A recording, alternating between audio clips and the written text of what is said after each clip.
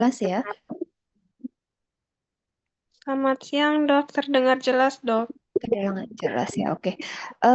Karena waktu sudah menunjukkan 13.18 bagi yang melewati jam ini, jadi saya tidak admit lagi ya ke dalam room gitu. Jadi kan sudah sesuai perjanjian, rasanya kontrak kuliahnya telat 15 menit ya. Jadi karena saya pakai Zoom gitu, saya bisa menolak siapa yang mau masuk gitu. Jadi nggak bisa asal masuk gitu ya. Oke. Karena gabungan kelas C dan D sesuai yang sudah kemarin disepakati oleh siapa ya, Wisnu ya kalau nggak salah namanya ya. Jadi karena digabung makanya saya ingin kalian di depannya itu ada nama kelasnya dulu gitu sehingga saya nggak bingung nanti untuk dokumentasi absennya. Jadi yang tadi saya juga udah ngomongin ke Wisnu bagi yang tidak sesuai aturan juga saya nggak akan admit ke dalam room gitu. Jadi sudah disampaikan ya tadi. Izin dok, sudah disampaikan. Ke Korte kelas Mm-mm. D juga sudah disampaikan gitu. Ya, ya, artinya kalau sudah disampaikan bagi yang tidak sesuai dengan aturan ya udah nggak saya admit gitu. Bagi yang telat di atas 15 menit juga saya nggak admit gitu ya, biar sesuai dengan kontrak kuliah karena saya udah nunggu kalian juga dari sebelum jam 1 sebenarnya. Jadi biar sama-sama. Oke, gitu aja ya.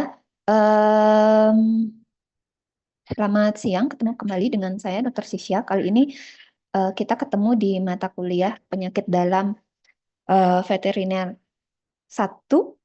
Setelah kemarin kalian sudah mengambil diagnosa klinik ya, kembali lagi saya akan mengampu tentang dermatologi. Jadi dalam hal ini penyakit kulit pada hewan kecil gitu ya. Oke, saya share screen dulu.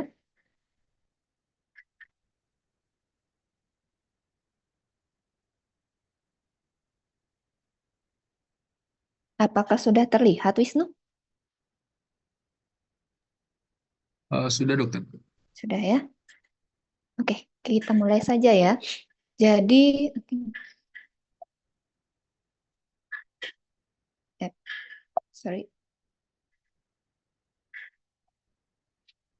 Oke, sebagai pendahuluan mungkin kalian sudah pernah mendengar tentang sistem integumen ya sebelumnya? Atau sistem kulit yang kalian pernah dengar?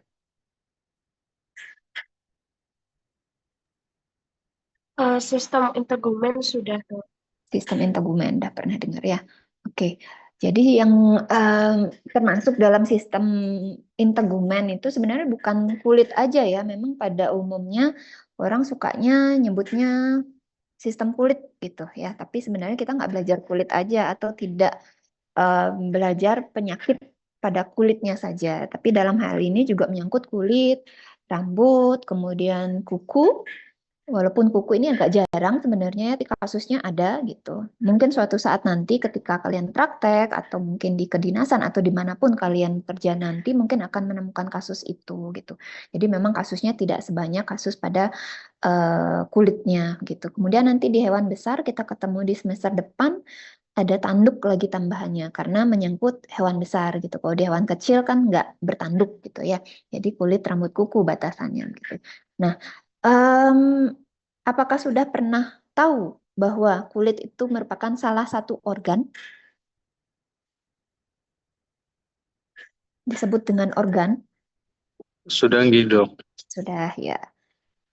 Jadi kulit juga merupakan salah satu organ gitu ya, walaupun tampilannya memang tidak seperti organ-organ yang lainnya gitu, seperti jantung atau paru-paru, ginjal dan lain sebagainya. Jadi tetap kulit merupakan salah satu organ, bahkan organ yang paling besar di tubuh gitu. Nah, untuk presentasinya ini hanya salah satu referensi aja yang saya ambil ya. Jadi mungkin ada referensi lain menyebutkan dengan presentase yang berbeda gitu. Kalau yang saya ambil adalah 12-24% dari berat badan si hewan gitu. Mungkin itu hanya untuk ini aja ya, deskripsi atau bayangan kalian saja bahwa kenapa disebut terbesar gitu, karena presentasinya sedemikian besar gitu dibandingkan dengan berat badan si hewannya. Kemudian yang perlu kalian tahu lagi mungkin basicnya adalah kulit itu, karena kita lebih banyak akan berbicara tentang kulit, jadi yang saya bahas adalah kulit dulu. ada 3 gitu ya. Jadi yang mulai dari yang paling luar saya sebutkan. Jadi ada epidermis, jadi yang paling superficial, itu paling atas, paling luar. Kita sebut dengan epidermis. Mungkin masih ingat kalau epi itu artinya luar. Jadi epidermis. Kemudian di bawah epidermis itu ada dermis, dan di bawahnya lagi ada subkutis atau hipodermis atau endodermis gitu, atau subkutan, satu lagi. Subkutis sama subkutan sama aja ya. Jadi ketika kalian nanti membaca literatur gitu, ketika literaturnya menyebutkan subkutis, ya bendanya itu lapisan terdalam dari kulit gitu ya. Atau ada yang menyebutkan hipodermis ataupun endodermis, jadi bendanya sama, posisinya pun di sana gitu ya. Jadi lapisan paling dalam atau lapisan ketiga dari kulit gitu. Jadi jangan bingung ketika nanti ada yang muncul atau literatur yang menyebutkan oh hipodermis gitu, oh endodermis gitu, bukan subkutan yang disebutkan ya. Jadi jangan sampai bingung, itu hanya masalah penyebutan nama saja, tapi posisinya atau letaknya sama gitu. Jadi lapisan terdalam dari kulit gitu ya.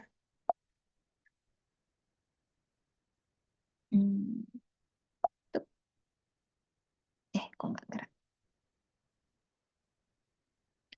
Oke, kita ke fungsi utama dari kulit ya. Jadi kulit itu sebenarnya punya banyak fungsi gitu, peranan gitu ya. Tapi kalau disebutkan semuanya gitu, nggak akan cukup waktunya gitu. Jadi kita nggak cuman akan belajar tentang fungsi kulit yang semuanya itu juga gitu ya. Jadi saya di sini hanya menulis tentang fungsi utama dari kulit. Nanti fungsi turunannya kalian mohon baca sendiri gitu ya. Dibuka-buka lagi, kan sekarang sudah era digital gitu ya. Sebenarnya kalaupun saya nggak ngasih materi ini juga sebenarnya kalian bisa belajar sendiri gitu. Tinggal dibaca aja sebenarnya dengan satu hentakan jari aja di Mas Google itu kan akan banyak yang bisa kalian pelajari sebenarnya gitu. Tapi saya ingin memberikan bayangan aja sedikit tentang apa yang akan kita pelajari gitu kalau ngomongin tentang penyakit kulit atau penyakit sistem integumen pada hewan kecil gitu ya. Jadi nanti mungkin kalian belajarnya bisa lebih spesifik begitu. Apa yang harus aku cari, apa yang harus aku pelajari gitu. Untuk mencari referensi atau literaturnya gitu ya. Yang pertama fungsinya sebagai protektor. Itu kalau kita lihat dari namanya, istilahnya protektor itu apa ya, Adli Parulian Sirait?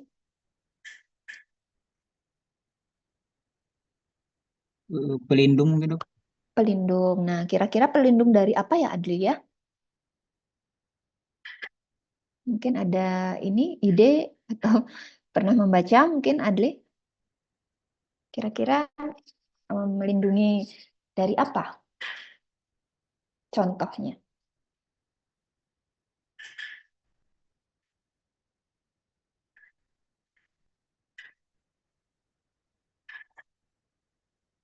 Adli?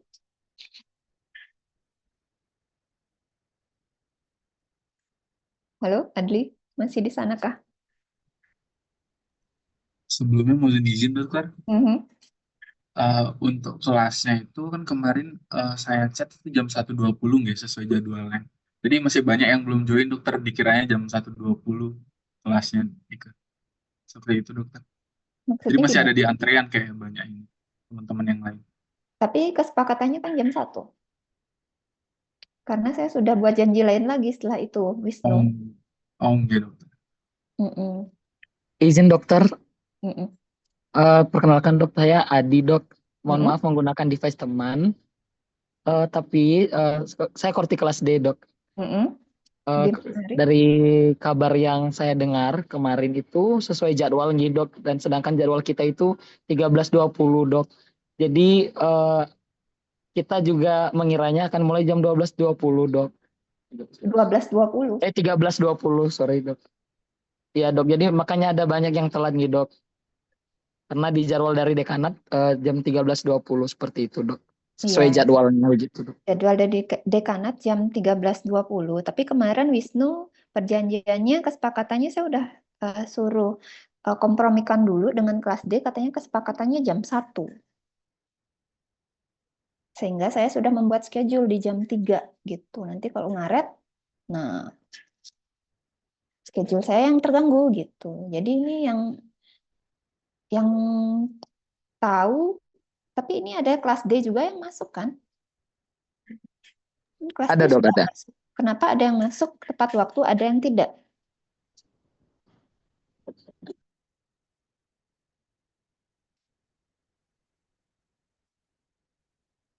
Gimana? Iya dok, memang dari beberapa dari kita ada yang suka memilih menunggu di dalam room lebih cepat dok. Seperti itu dok.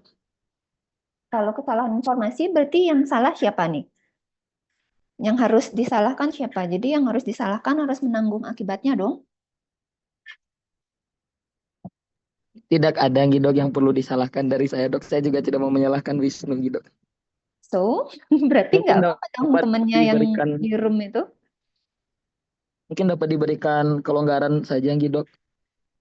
Kenapa harus diberikan kelonggaran?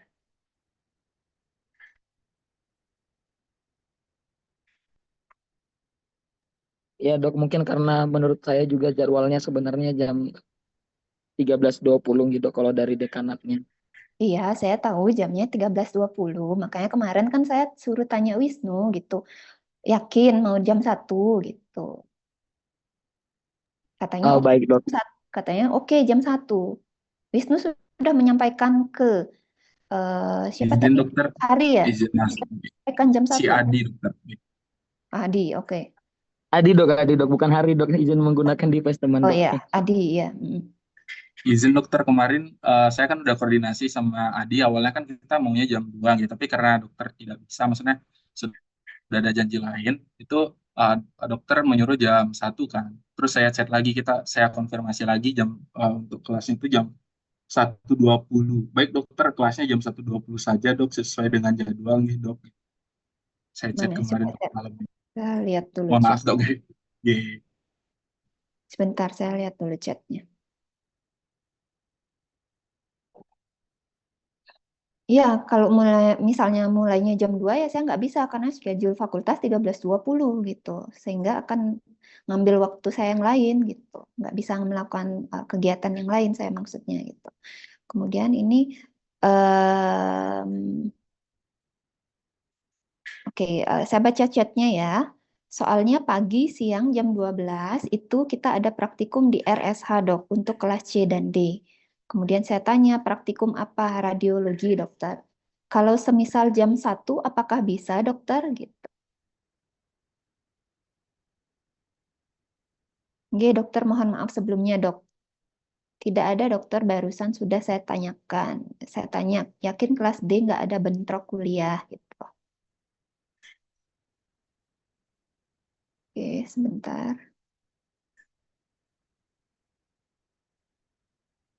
Oh, oke, ini ada chat baik dokter, kelasnya jam 13.20 saja. Oh, oke. Oh, oke, saya nggak baca itu.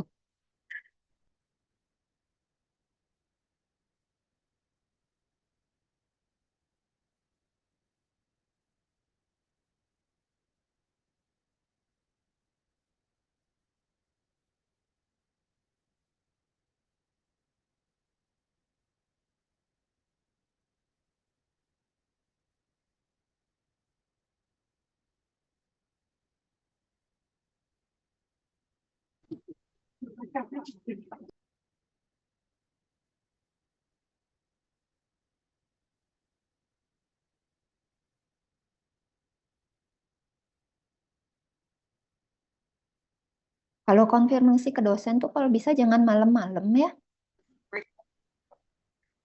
Karena Enggak dokter, maaf sebelumnya enggak dokter. karena saya nyampe rumah itu jam 7 malam. Dari jam setengah 8 pagi saya di kampus. Jadi capek banget. Itu nonstop saya kerja di kampus Sudirman itu. Gitu. Jadi kalau malam itu ya udah ada yang terbaca ada yang tidak. Jadi ya Enggak, mohon maaf sebelumnya dokter. Tadi kemarin saya chat dari jam 2 gitu, sebelumnya mohon maaf ya. Agak telat, seharusnya pagi saya ngechatnya dokter. Terima kasih. Mohon maaf. ya kalau mau hubungin dosen itu ya sesuai jam kerja lah gitu ya. Jadi Iya, memang sih dosen memang harus melayani mahasiswa, tapi bukan berarti juga kami harus melayani kalian 24 jam gitu. Kan kami juga punya pekerjaan rumah yang harus dilakukan gitu. Ada hal-hal lain juga yang kami harus lakukan gitu. Jadi nggak cuman ngurusin mahasiswa di kampus aja gitu maksud saya ya. Jadi mohon itu dipertimbangkan lagi. Jadi kan sudah dikasih tahu tentang etika berkomunikasi dengan dosen kan? Dulu pernah dikasih tahu nggak? Izin dok, sudah nggih dok. Itu gitu. Jadi kalau menghubungi dosen, eh, kata bahasanya gimana gitu. Kemudian jam-jamnya jam berapa gitu ya. Bahkan ada yang ngechat saya jam 12 malam gitu, yang benar aja ngechat dosennya jam 12 malam gitu. Oke lah, mungkin saya masih on jam segitu karena masih ada pekerjaan, tapi buat saya itu sudah tidak etis gitu, mahasiswa ngubungin dosennya jam segitu gitu. Kalau ngubungin temennya ya oke lah jam segitu ya, karena kalian seusia dan mungkin ada keperluan apa gitu. Tapi kalau menghubungi dosen di jam segitu tuh udah tidak etis namanya, sudah tidak sesuai dengan etika gitu. Ya, mohon itu diingat gitu. Tidak semua apa namanya? Tidak semua orang mungkin bisa dibegitukan gitu ya, apalagi mungkin eh, saya dengan kegiatan koas yang cukup padat itu yang bukan cukup lagi padat sekali ya. Jadi menghandle koas itu bisa seharian gitu dari pagi sampai sore. Jadi capek gitu. Mohon dipahami itu ya. Baik Oke, dokter, terima kasih. Mohon maaf sebelumnya. saya sudah masukkan. Yang lewat dari ini ya udah saya nggak masukkan ya. Biar nggak ngurusin admit aja gitu. Ini kan sudah jam berapa? Ini sudah jam 13.35. Sudah lebih dari 15 menit ya, dari 13.20 ya. Oke, saya lanjut aja ya. Tuh, oke. Tadi ngomongin apa ya? Lupa saya. Protektor ya. Nah, protektor itu memprotek dari apa sih? Siapa yang saya tanya tadi? Memprotek dari benda asing mungkin gitu. Benda asing. Contohnya apa? Kayak mungkin dari bakteri, virus gitu. Bakteri, virus itu termasuk kalau saya tanya tentang agen biologis, agen fisik, agen kimia, termasuk yang mana, Adli? Mikroorganisme. Mikroorganisme. Agen yang mana? Agen yang mana yang tadi pilihannya saya berikan ke kamu? Agen biologis, agen fisik, atau agen kimia?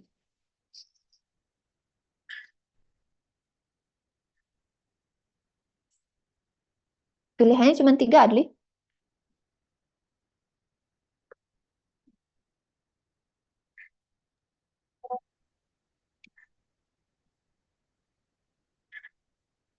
Agen biologis gitu. Agen biologis. Oke, ada lagi agen biologis yang lain ya. Wiku, tadi Adli bilang agen biologisnya contohnya virus. Apa tadi dibilang lagi apa? Bakteri ya. Yang lain apa lagi Wiku yang termasuk dengan agen biologis?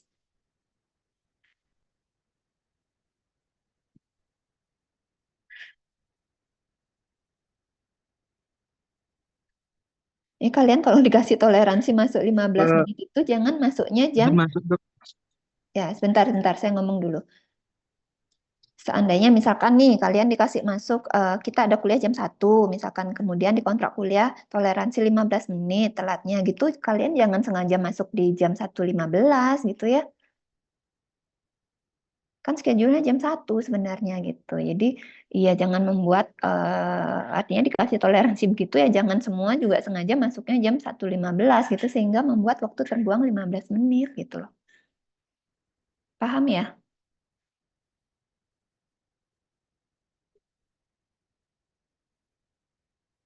Paham nggak? Paham dokter.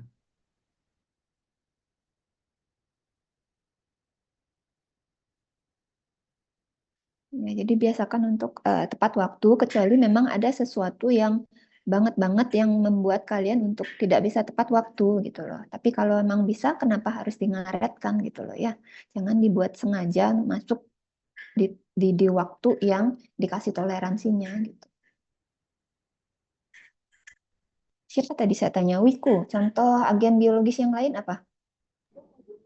Baik dok, yang selainnya bakteri itu bisa virus, jamur Mhm. gitu dok. Oke, itu namanya agen biologis. Oke, melindungi dari agen apa lagi tadi saya sebutkan? ICI.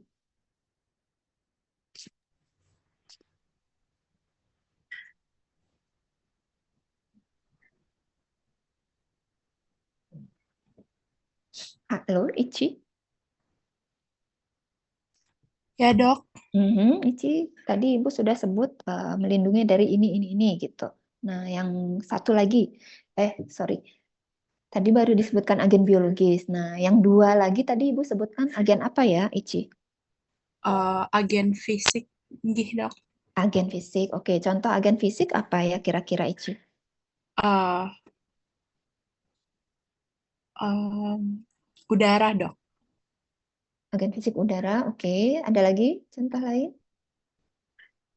Setahu saya itu aja, Dok. Setahu saya ICI itu aja. Mohon maaf, Dok. Oke, mungkin saya coba tanya Koming, Adnyani, Telaga. Ya, Dok. Ya, contoh agen fisik lainnya apa ya, Oming ya? Agen fisik mungkin Mm-mm. tanah mungkin, Dok. Tanah. Oke, tanah. Nanti di tanah bisa ada agen biologis juga nggak kira-kira, eh, Oming? Bisa, Dok. Bisa ya, oke. Ada lagi contoh agen fisik yang lain? Oval? Oval atau oval bacanya nih? Novel, Dok. Oval, oke. Ada yang lain lagi nggak Oval? Agen fisik mungkin dari luar itu seperti panas dari matahari atau sentuhan dengan barang-barang supaya tidak langsung kena ke muskulus gitu. Oke, sip. Kalian bisa bedain dah ya, mana agen biologis, mana agen fisik. Kalau agen kimia, contohnya apa kira-kira, Zahril?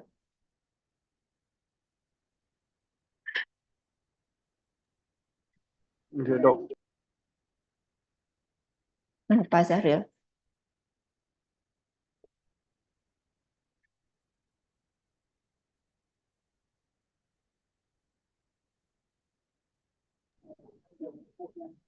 Apa Zahril?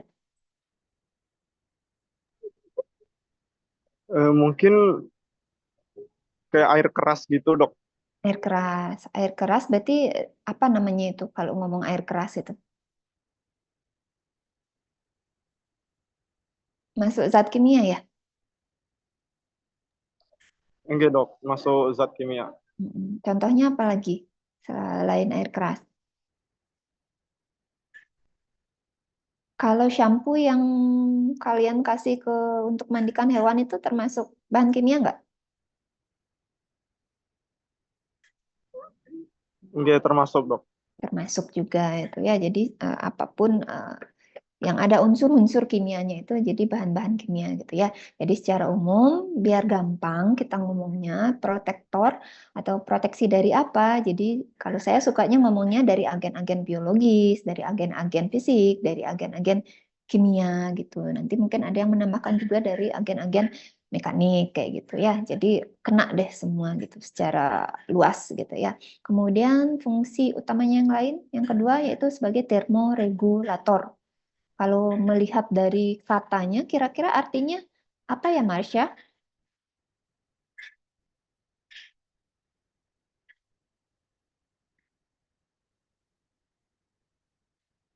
Halo, Marsha.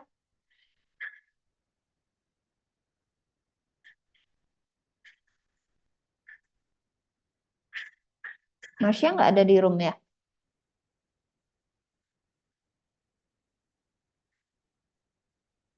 Oke, kalau Marsha nggak ada di room, saya keluarin aja ya.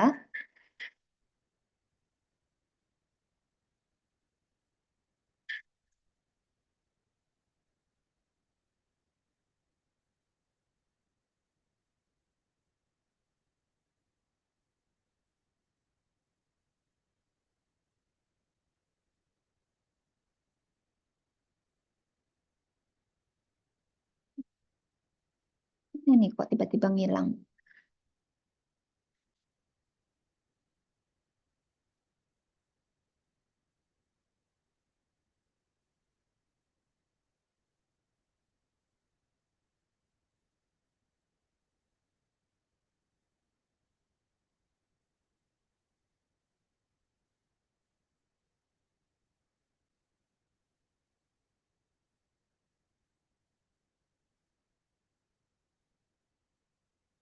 Dokter tiba-tiba nggak ada nih. Mana dia hilangnya? Si Marsha. Marsha, halo? Namanya juga ikut ngilang.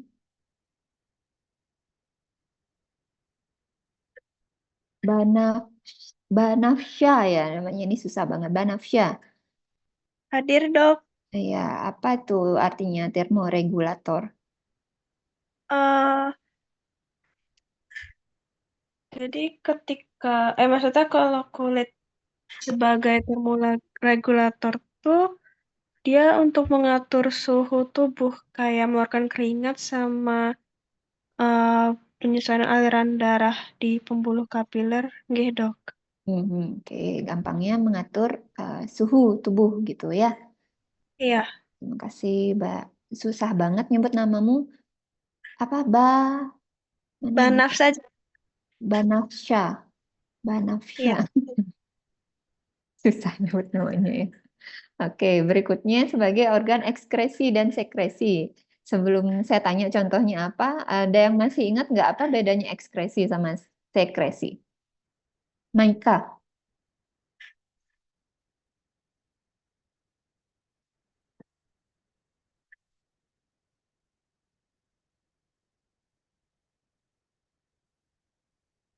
Halo, Maika. Ini masuk dok.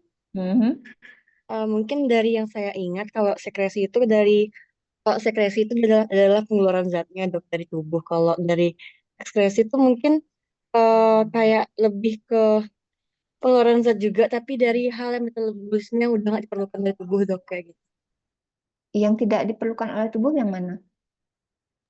Misalnya itu kayak keringat kita gitu dok, terus kayak karbon dioksida karena itu udah nggak diperlukan oleh tubuh makanya dikeluarkan dok itu di ekspresi. Ekskresi. Terus yang sekresi berarti? Kalau uh-uh. kalau sekresi mungkin lebih ke kayak enzim mungkin dok, kayak enzim atau hormon gitu. Masih dikeluarkan oleh tubuh nggak? Mungkin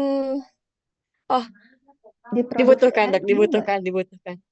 Oke, berarti kalau yang ekskresi dikeluarkan artinya diproduksi oleh tubuh tapi tidak Dikeluarkan oleh dibutuhkan tubuh. lagi. Kalau yang sekresi diproduksi oleh tubuh Diproduksi, tapi masih dibutuhkan oleh tubuh dok. dibutuhkan oleh tubuh. Oke, sip. Ya, sih dok. Thank you. Contohnya apa ya kalau gitu sayang? Kalau sesuai yang penjelasan temennya tadi, siapa namanya? Maika ya, sesuai penjelasannya Maika. Kalau yang di kulit kira-kira contoh ekskret dan contoh sekret apa ya? Amanda. Halo Amanda. Halo dok, izin masuk dok. Hmm. Kalau untuk yang ekskresi itu contohnya seperti kelenjar keringat dok. Ekskretnya apa? Produknya Keringat apa? dok. Keringat. Keringat. Oke. Ya. Kemudian kalau sekret, contoh sekret? Kalau sekresi itu melalui kelenjar sebasis atau kelenjar minyak dok. Sekretnya apa? Menghasilkan sebum. Menghasilkan sebum atau lemak atau minyak gitu ya. Jadi nanti kalau ada kata sebum, ada kata lemak, ada kata minyak, sebenarnya sih base-nya sama itu ya. Jadi minyak base-nya gitu. Oke, udah bisa ya bedakan antara ekskresi dan sekresi. Bisa membedakan ekskret dan sekret. Tolong diingat-ingat ya. Kemudian fungsinya sebagai alat indera. Di sini alat inderanya alat indera peraba atau perasa ya Andre. Kalau kulit, kira-kira yang mana, Andre? Peraba dok. Peraba. Kalau yang perasa apa, Andre? Lidah dok. Oh, lidah. Oke, sip. Udah pinter-pinter ya. Oh ya, saya lupa, mohon maaf sebelumnya karena terpaksa kita pakai online dulu ya. Sebenarnya saya lebih suka offline gitu, tapi karena memang gedungnya belum serah terima gitu, mungkin nanti setelah tanggal 15 Oktober kalian baru bisa kuliah interna yang offline gitu. Jadi sementara ini karena belum serah terima gedung LB, jadi terpaksa kita online dulu gitu ya. Mohon dimaklumi. Kemudian tempat sintesis vitamin D. Jadi sinar matahari yang kita dapatkan itu sebenarnya belum bisa langsung digunakan gitu ya. Jadi harus disintesis dulu nih melalui kulit gitu. Jadi salah satu fungsi utama kulit ya tempat sintesis vitamin D gitu. Kemudian tempat menyimpan cadangan energi berupa lemak.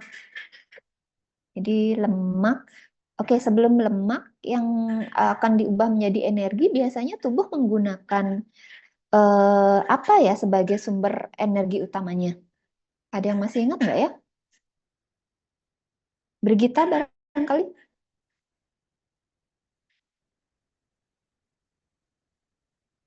Ya dok, Mhm. mungkin karbohidrat dok. Karbohidrat atau gula itu glukosa ya sebagai sumber energi yang utama. Kemudian nanti kalau itu habis baru dipecah dari lemak yang disimpan di kulit gitu ya. Kemudian kalau lemaknya udah habis kira-kira dipecah dari apa ya? Ardianita. Iya dok, Apa jawabannya Ardi? dari gula dok. Kalau dari lemak atau bisa dari protein. Pertama yang dipecah gula, kemudian kalau habis gulanya dari lemak. Kalau lemaknya habis itu dari Saya kurang tahu mungkin dari protein. protein ya. Kalau protein adanya di mana biasanya Amanda, Ardi? Di otot dok. Di otot. Oke, sip. Bagus. Kemudian yang terakhir menjaga keseimbangan elektrolit dan cairan tubuh ya itu juga fungsi utama dari kulit gitu. Nah, ini saya cuma berikan fungsi-fungsi utama dari kulit saja gitu. Jadi nanti untuk fungsi turunannya mohon kalian baca sendiri ya. Nanti habis waktunya cuma ngomongin fungsi kulit aja ya. Waktunya kan cuma 100 menit sebenarnya. Oke, ini saya tampilkan untuk lapisan epidermisnya biar kalian ada bayangan gitu ya. Jadi secara umum sebenarnya ada 5 sih lapisannya. Kalau yang digambar ini yang saya ambil cuma 4 karena sebenarnya yang lapisan bening atau stratum lucidum itu yang di bawah stratum corneum posisinya biasanya itu tidak ada pada semua area tubuh gitu. Adanya cuma pada telapak kaki gitu. Jadi saya cari gambarnya yang 4 aja gitu. Pada umumnya orang buatnya 4, tapi ada juga yang menampilkan gambar yang 5 gitu ya. Jadi secara umum seperti itu. Gitu. Jadi yang lapisan paling atas kita sebut dengan stratum corneum. Ini yang dibilang lapisan tanduk ya, yang paling atas. Kemudian di bawahnya lagi ada lucidum yang seperti tadi saya bilang selaput bening gitu. Jadi atau lapisan bening tapi tidak ada pada semua area tubuh. Kemudian yang ketiga, di bawahnya ada stratum granulosum, kemudian di bawahnya lagi ada stratum spinosum, dan di bawahnya ada membran basale atau stratum basale. Gitu. Nah, di perbatasan di bawahnya stratum basale ini nanti masuk ke dermis gitu ya. Jadi ini yang perlu diingat lapisan-lapisannya. Kenapa? Karena nanti akan ada hubungannya dengan contohnya predileksi agen. Nanti akan ada hubungannya dengan lesi gitu. Pernah dengar lesi hiperkeratosis kan ya? Sudah dapat didiagnosis klinik kan? Hiperkeratosis itu penebalan kulit ya. Nah, penebalan kulit itu terjadinya di bagian mananya sih dari epidermis gitu. Sehingga kalian harus tahu nih stratum-stratumnya, posisinya di mana gitu. Sehingga nanti bisa membedakan walaupun sebenarnya kalau hiperkeratosis itu tidak bisa dibedakan secara klinisnya menjadi 3 itu. Ada yang ortokeratosis, ada yang parakeratosis, ada yang akantosis hanya berdasarkan klinik atau klinis saja gitu. Artinya dengan mata telanjang kalian lihat gitu ngebedain ketiganya sulit gitu. Jadi harus ngambil biopsi biasanya. Nah, di situ baru ketahuan nanti ini masuknya yang mana hiperkeratosisnya atau apakah para ataukah orto ataukah akantosis begitu. ya. Nah, biasanya yang menjadi penandanya adalah area penebalannya ada di mana, di spinosum kah, di korneum kah. Di korneum pun nanti ada dua lagi dia. Bedanya ada yang korneositnya itu selnya sudah tidak ada juga yang masih ada gitu. Nanti itu yang membedakan jenis lesi hiperkeratosisnya gitu. Sehingga kalian harus tahu dulu ini basicnya ya. Kemudian ini yang saya bilang epidermis itu dikatakan sebagai lapisan tanduk, itu lapisan tanduk yang paling banyak ada di stratum corneum. Kemudian ini lapisan yang selalu tumbuh dan berganti. Gitu. Prosesnya dinamakan dengan keratinisasi atau kornifikasi atau desquamasi, mungkin kalian pernah dengar. Jadi maknanya sebenarnya sama. Cuman memang yang paling sering digunakan adalah istilah keratinasi gitu. Sehingga ada istilah hiperkeratinisasi gitu. Karena proses keratinisasinya kalau ditambahkan kata hiper jadi dipercepat gitu. Jadi keratinisasi yang meningkat atau dipercepat gitu.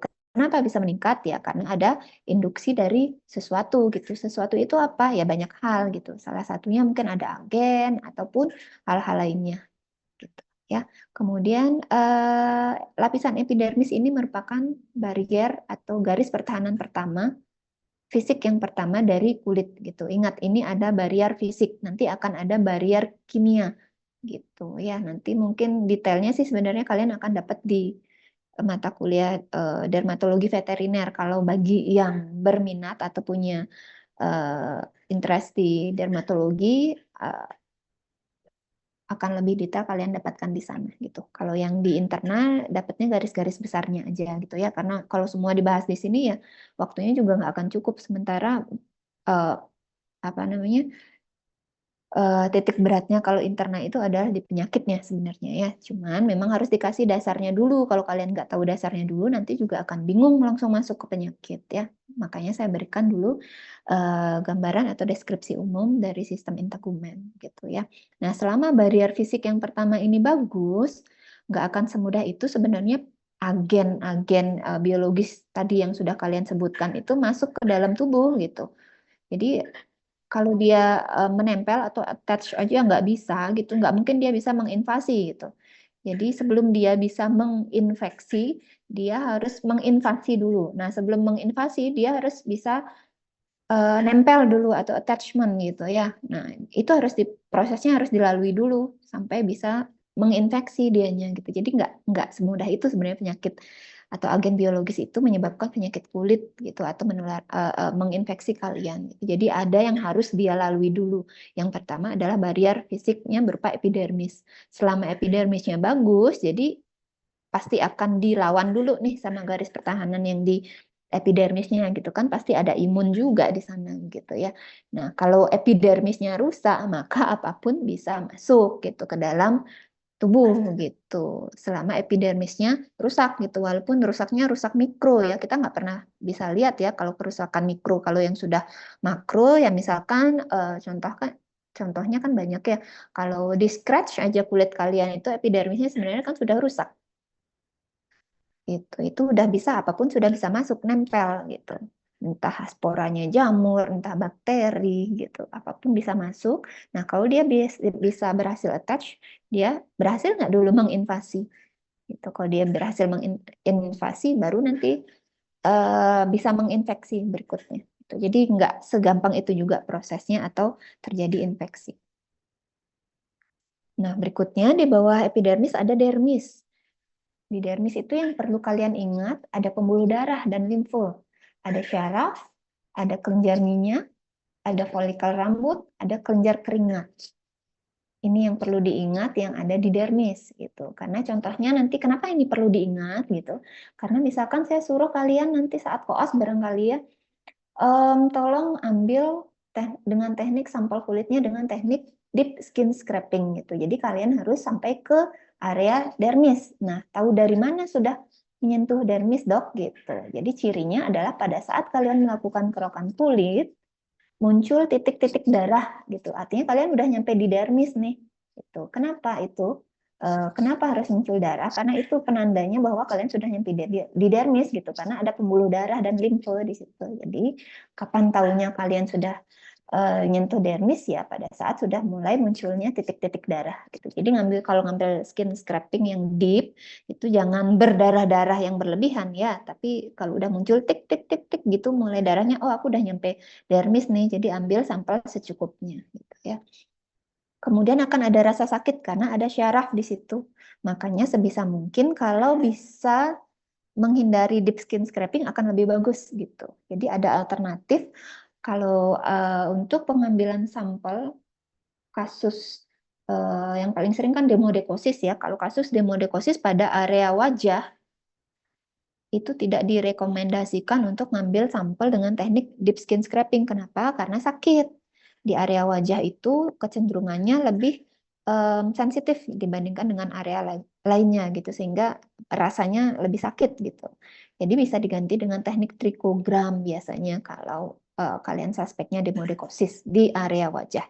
Tapi kalau di area tubuh yang lain ya masih diperbolehkan atau disarankan gitu untuk mengambil deep skin scraping. Cuman ya itu jangan terlalu luas areanya untuk ngambil scrapnya gitu. Beda dengan superficial skin scraping karena di epidermis tidak ada saraf. Kalau kalian mau ngambil agak luas gitu, jadi nggak masalah gitu karena nggak ada rasa sakit. Oke, itu mungkin yang perlu kalian ingat. Kemudian ada folikel rambut di situ ya. Jadi posisi folikel rambut itu ada di dermis. Tolong diingat. Oke, saya lanjutkan di sukutis atau di sukutan.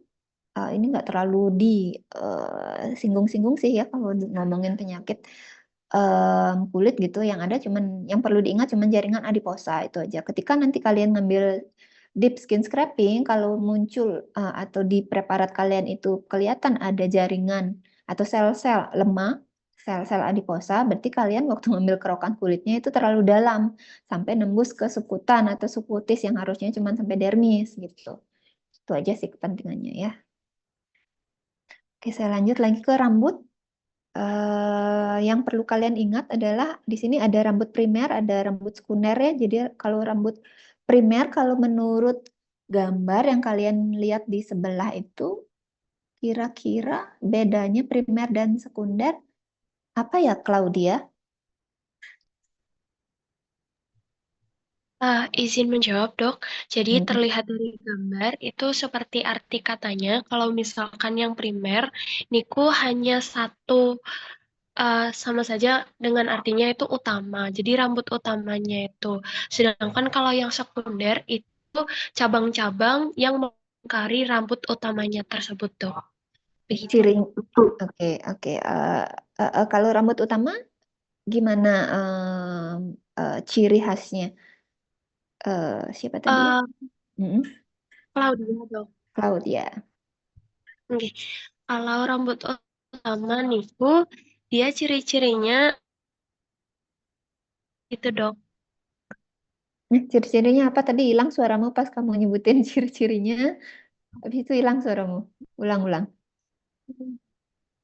Ciri-cirinya dari rambut utama niku lebih tebal, Dok, dibandingkan rambut yang sekundernya. Oke, lebih tebal sehingga diameternya lebih lebar gitu ya. Kalau yang rambut sekunder itu lebih diameternya lebih kecil gitu. Oke, sip. Pakai Kalau cabang-cabang. kemudian kalau dari segi tekstur Gamaliel. Apa bedanya rambut primer dan sekunder ya? Ini manggilnya gimana sih? Gama atau liel atau kurnia? Gamma, Dok.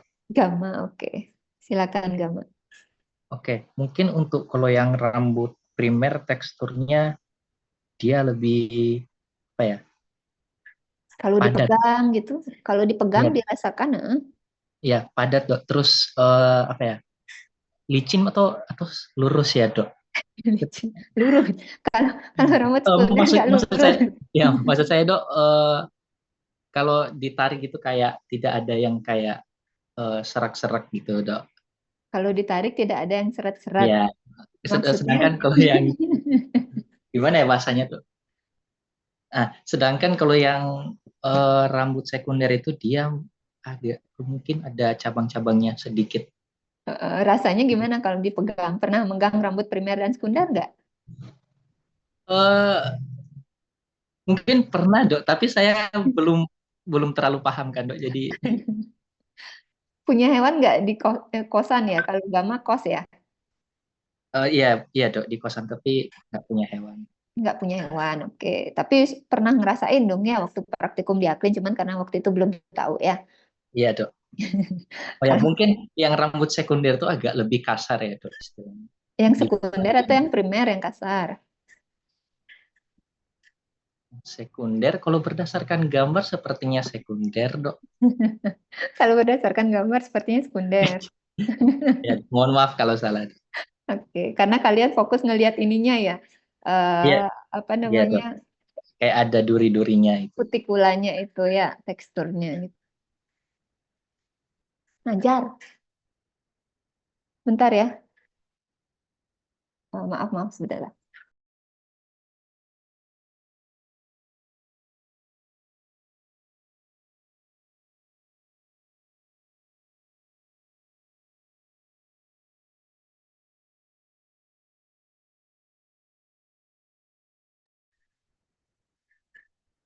Oke, karena mungkin kalian ngelihat gambarnya itu jadi terkesannya teksturnya kasar gitu. Jadi ini yang di luar yang kalian lihat di kutikula itu sebenarnya motif ya, motif kutikulanya itu beda-beda gitu. Itu maksud gambarnya ya.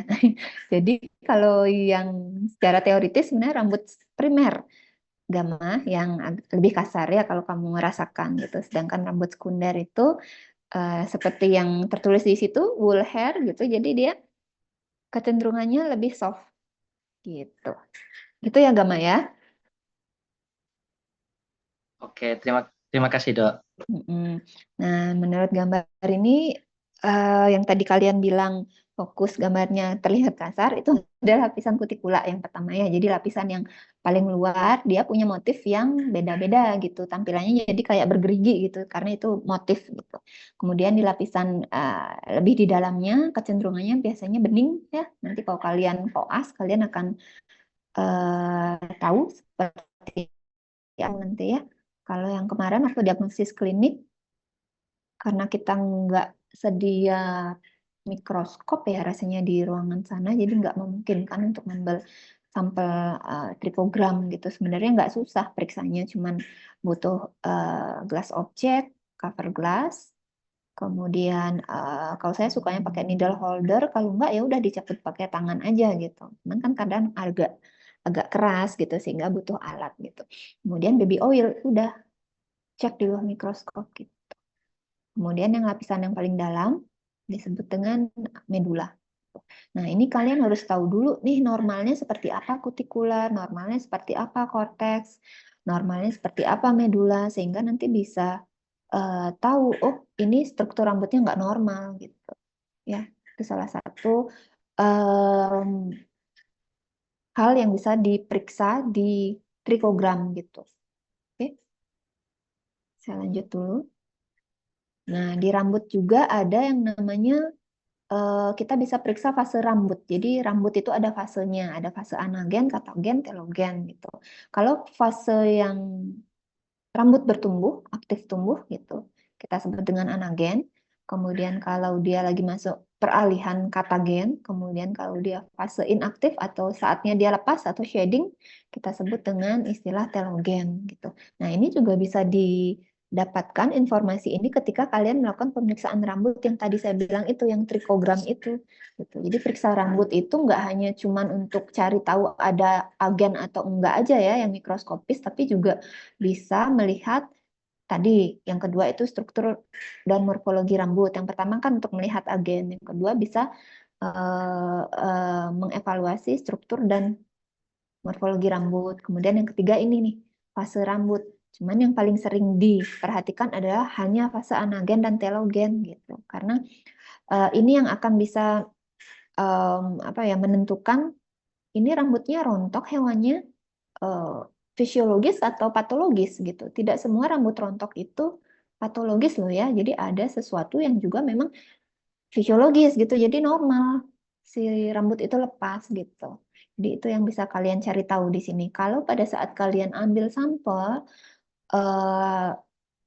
si klien misalkan bilang rambutnya banyak rontok dok gitu. Habis itu kalian ngambil sampel rambut di area sana, dekat-dekat sana gitu ya, di area yang dibilang rontok tadi. Itu pada saat kalian ambil sampel rambut itu, kalau yang fasenya kalian lebih banyak lihat adalah fase telogen, berarti ya udah memang rambutnya saatnya emang harus lepas, dia memang akan lepas gitu karena udah di fase telogen gitu, saatnya dia shedding gitu ya. Tapi kalau yang kalian lihat adalah sebagian besar proporsinya adalah anagen gitu, berarti oh patologis dong gitu ya, karena ini harusnya masih aktif bertumbuh tapi dibilang rontok sama si owner, sama si klien gitu. Jadi itu yang harus kalian cari tahu kenapanya gitu, kenapa pada saat masih harusnya dia masih aktif bertumbuh kok malah rontok.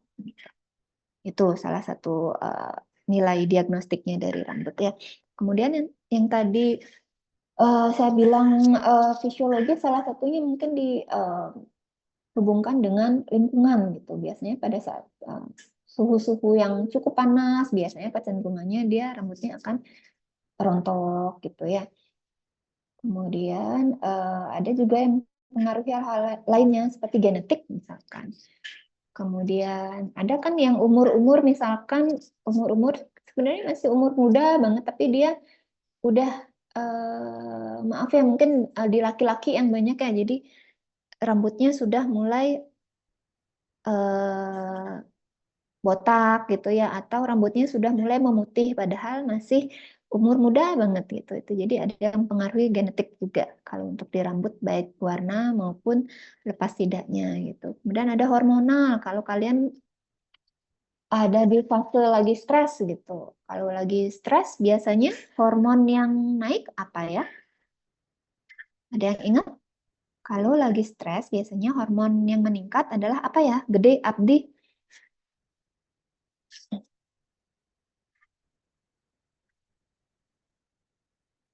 Nggih, Dok.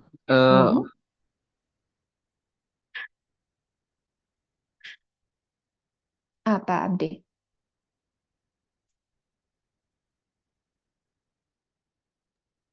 Hormon adrenalin gitu. Hormon adrenalin, Hormon kortisol gitu.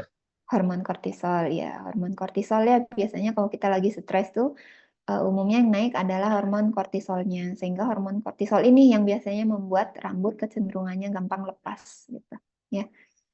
Itu contohnya gitu. Biasanya makanya orang-orang yang, karena saya mengalami sendiri gitu ya, kalau di masa studi itu, studi yang bukan di S1 ya, kalau S1 sih rambut saya masih lebat gitu, begitu masuk ke studi S2, S3 itu jadi mulai rambutnya mulai banyak yang rontok pada saat masa studi gitu, jadi kelihatan bahwa saya stres gitu, contohnya seperti itu. Kemudian nutrisi juga mempengaruhi tuh. Kalau nutrisi kalian kurang ya otomatis struktur rambutnya bisa jadi tidak bagus. Kemudian folikel rambutnya juga ketika megang rambutnya juga jadi nggak bagus pegangannya gitu ya. Jadi misalkan pun dia mau udah rontok terus mau numbuh lagi juga mungkin lama gitu ya, sulit artinya. Jadi nutrisi itu sangat mempengaruhi juga. Jadi nggak kalau masalah di rambut itu nggak monoton cuman karena agen saja gitu, tapi juga ada yang terkait dengan genetik, lingkungan, hormonal, nutrisi gitu ya. Jadi itu yang perlu dicari tahu dulu. Jangan-jangan rambutnya rontok cuman karena stres aja. Atau mungkin dia sebenarnya kekurangan nutrisi gitu. Karena rambut juga perlu nutrisi yang cukup gitu. Oke. Kemudian mungkin ini juga kalian sudah pernah, statement ini sudah pernah kalian dengar sebelumnya. Jadi kulit itu mencerminkan status kesehatan hewan secara umum ya, secara umum. Gitu. Jadi misalkan kalian melihat rambutnya kusam, kemudian kulitnya juga kering kalian pada saat diraba, atau ada hitam-hitam, banyak scale-nya, misalkan ada alopecianya, ada crush-nya gitu. Jadi di kepala kalian itu sudah bilang, oh anjingnya nggak sehat gitu. Kita sudah bisa bilang gitu. Tapi kalau ngelihat anjingnya, oh rambutnya lembut gitu ya. Jadi nggak ada lesi, berarti minimal lah kita bisa bilang status kesehatan hewan secara umumnya, oh kondisinya bagus gitu. Nah ketika kita menemukan lesi-lesi pada kulit gitu, nanti akan ada diagnosis yang mungkin akan muncul gitu, yang paling umum muncul adalah dermatosis atau dermatitis gitu. Yang mana yang sudah pernah kalian dengar sebelumnya? Siapa ya? Mirla Rosalita.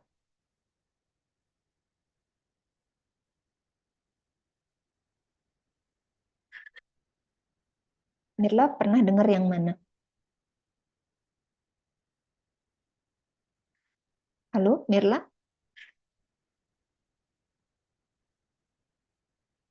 Mirla nggak ada di room ya? Oke, kalau nggak ada di room saya keluarkan ya.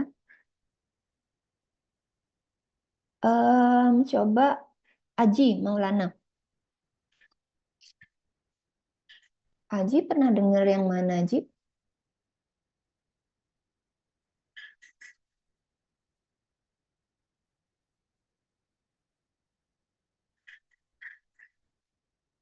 Halo, Aji.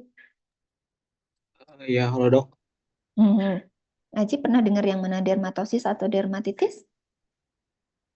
Dermatitis ya dok. Dermatitis pernah dengar, dermatosis belum pernah dengar. Mungkin pernah tapi agak lupa dok, lebih Yang lebih agak sering lebih didengar asing yang lebih dermatosis ya, dok. asing. Oke, yang paling sering didengar dermatitis gitu. Gitu dok. Oke, kalau pernah dengar kata dermatitis, nah apa menurut Aldi apa Aji ya tadi Aji apa artinya Aji? Dermatitis itu radang kulit dok. Radang kulit. Oke, kalau radang kulit itu ciri-cirinya gimana, Ji? Mungkin kayak tadi ada alopecia di kulit yang radang, Terus eh, kayak kusam mungkin dok, terus kering. kusam, kering. Oke, lagi Lagi ya, luka, merah, tumor. luka. Dikeluarin semua. Nah, itu yang harus kamu keluarin sebenarnya. Kan sudah tahu radang pada kulit. Nah, panca radangnya itu yang dijadikan patokan ya, Ji ya. Dan semua yang Gitu. lain ya. Nah, mulai dari merah. Habis merah apa? Merah tuh istilah medisnya apa? Jangan Aji lagi deh. Ari Krishna. Ari Krishna. Kalau merah di panca radang, apa namanya Ari Krishna? Iya dok.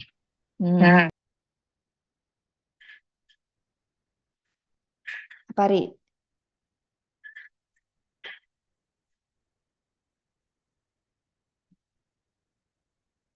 Kemana Ari nih? Ari kalau merah apa namanya kalau di panca radang?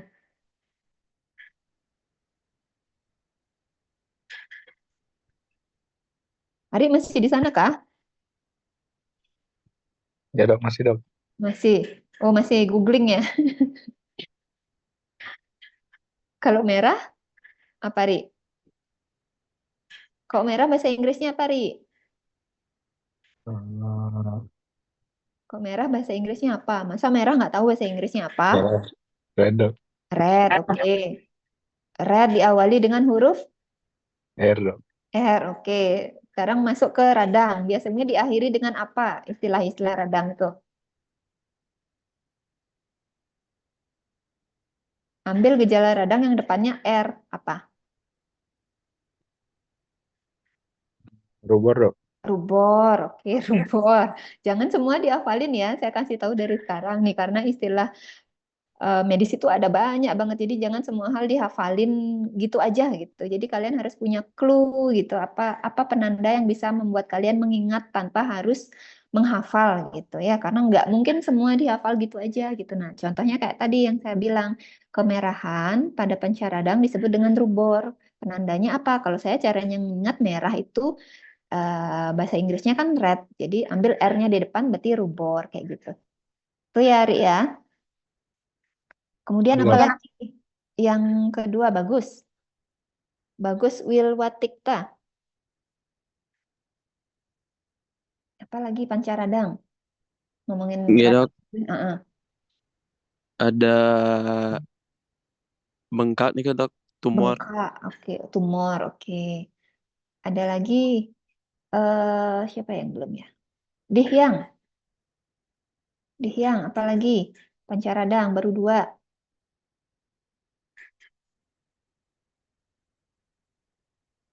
Halo, Dihyang. Halo dok. Hmm, Kalor panas mungkin dok. kalor, panas, oke, sip. 3. Kemudian Gitri, Resna. Yang keempat, apa? Iya, Dok. Hmm, Eh, dolor sakit. dolor, sakit, oke, sip. Yang terakhir, familia.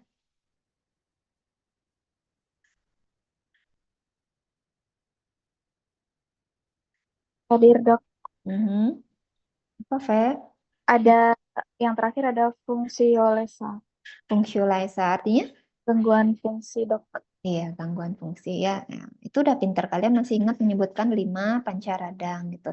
Tapi tadi kalian masih agak ngaca tuh, masih ada kebolak-balik gitu. Nanti pada saat koas, jangan kebolak-balik lagi ya. Jadi yang mana duluan?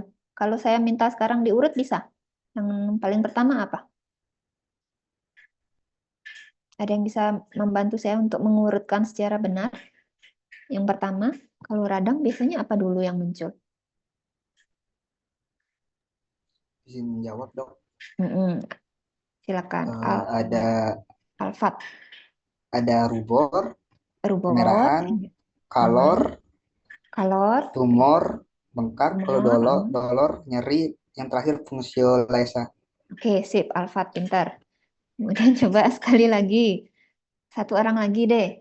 Coba diulang lagi untuk ngingetin lagi. Nanti semoga ingat sampai koas. Yuk.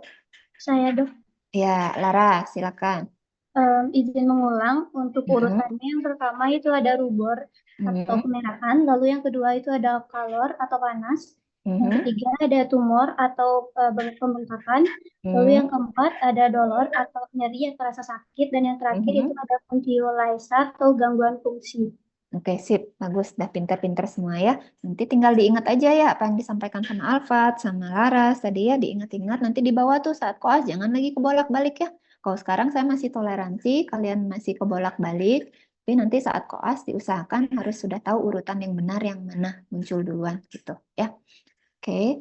Kemudian kalau sudah tahu tadi artinya dermatitis adalah radang pada kulit dan sudah tahu juga pancaradang, berarti nanti ketika kalian melihat penyakit kulit dengan tampilan pancaradang, nggak harus semua sih muncul ya, minimal ada 3 aja yang muncul itu sudah bisa dibilang peradangan pada kulit gitu ya. Jadi kalian bisa ambil dermatitisnya sebagai diagnosis.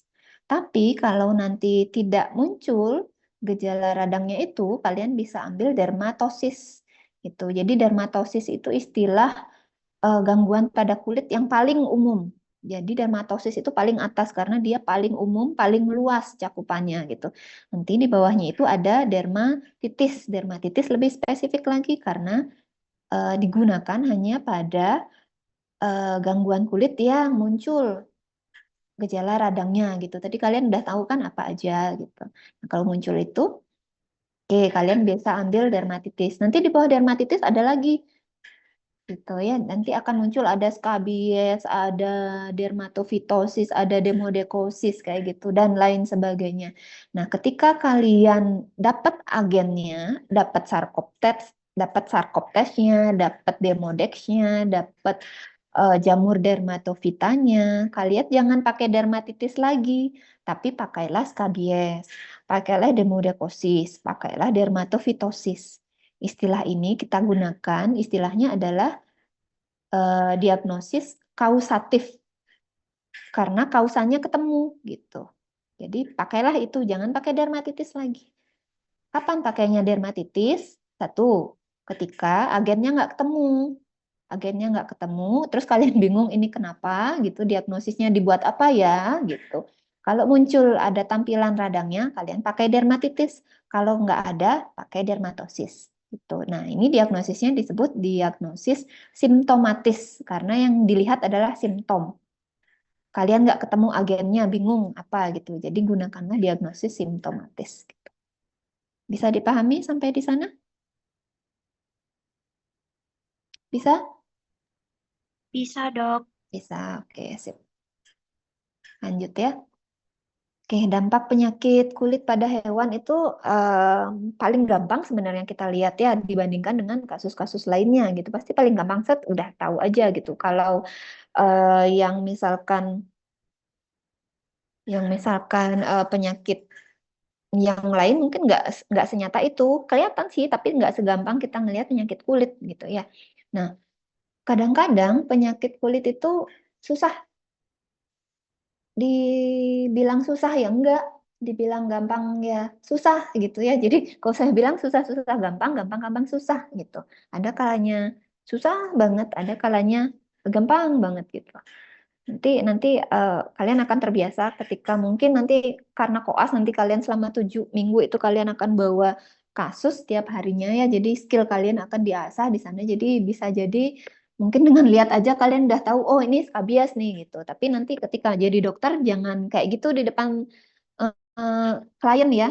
Nggak harus kalian dibilang, oh ini dokternya hebat gitu, cuman ngelihat aja dia bisa bilang ini penyakit apa gitu. Kenapa? Karena dokter itu based on data gitu ya. Jadi kalian harus punya bukti dulu baru bisa bilang diagnosisnya apa gitu. Disimpan dulu dalam hati gitu ya. Misalkan oh ini kayaknya skabies nih. Oh ini kayaknya dermatofitosis nih gitu. Ya, disimpan dulu, direcord dulu datanya mulai dari sinyalemen dan seterusnya itu kalian sudah dapat juga di diagnosis klinik. Kemudian dapat diagnosis akhir setelah pemeriksaan lab baru kalian sampaikan ke klien, oh ini diagnosisnya gitu. Kalau kebetulan kalian punya klinik atau artinya ownernya atau kliennya datang ke tempat praktek kalian, jadi saya sarankan kasih lihat itu yang di bawah mikroskop itu kalian ketemunya apa gitu. Nanti owner pasti akan seneng banget. Mereka biasanya excited gitu ya, melihat oh ini ya ternyata biang keroknya dari selama ini penyakit kulit sama pada hewannya gitu.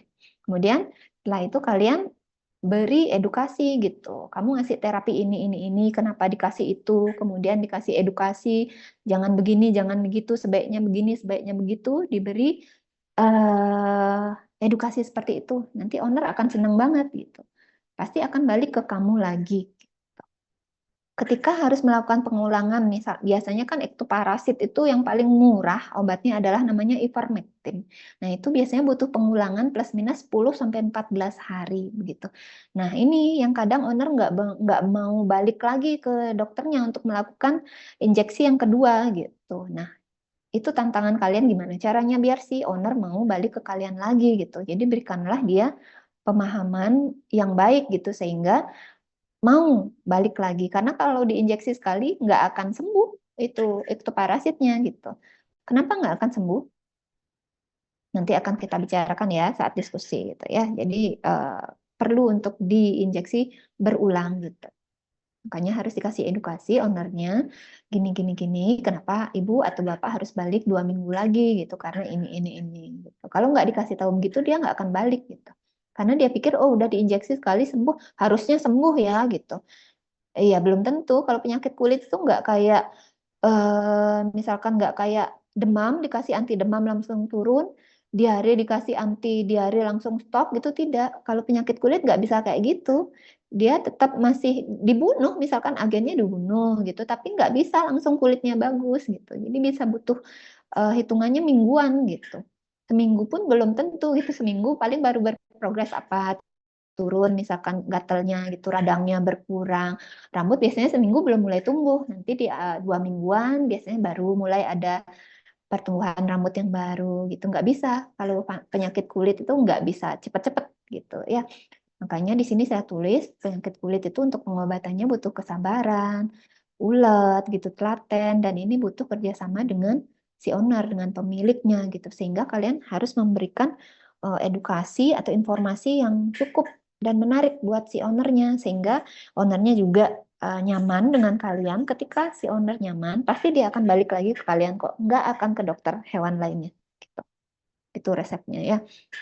Kemudian zoonosis. Jadi ada beberapa penyakit kulit yang bisa menular juga ke manusia yang dari hewan ya. Jadi ini yang perlu kalian hati-hati. Sebenarnya SOP untuk pemeriksaan kulit itu sih pakai glove, minimal pakai glove.